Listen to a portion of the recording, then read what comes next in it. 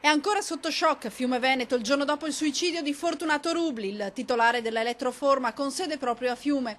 Fortunato Rubli, imprenditore originario di Motta di Livenza, residente a Treviso, aveva preso in mano con il fratello l'azienda fondata dal padre una cinquantina di anni fa. Un'attività posizionata molto bene nel settore dell'elettrotecnica, cresciuta con successo, poi la lenta discesa.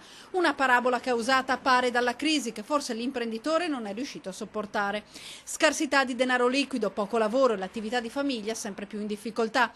Forse anche problemi personali hanno indotto l'uomo al gesto estremo. E anche nel ricco territorio pordenonese sempre più gente bussa alle porte delle amministrazioni pubbliche per chiedere aiuto, come conferma l'ex sindaco di Fiume Veneto che conosceva Rubli. Ne abbiamo sentiti tanti di fatti, forse in questa zona un po' meno, però diciamo che possono dipendere sicuramente. Il primo fattore è quello della crisi che imperversa un po' in tutti, in particolar modo nelle aziende e nelle attività produttive. Un invito dalla gente alle pubbliche amministrazioni ad essere sempre più vicine alle esigenze del territorio e per contro anche ai cittadini di aprirsi al confronto, segnalare problemi, situazioni, anche se in epoca di crisi fanno grande fatica le stesse pubbliche amministrazioni ad andare incontro a chi si trova nella difficoltà, cittadino, imprenditore, artigiano, commerciante.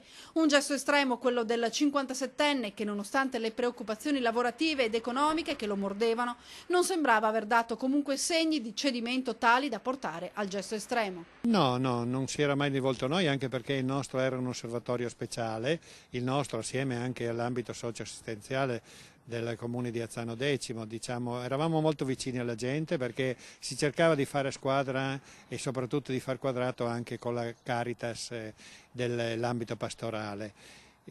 Però sa, ci sono delle situazioni magari che rimangono nascoste perché non c'è forse il coraggio o c'è la vergogna di venire a bussare alle porte.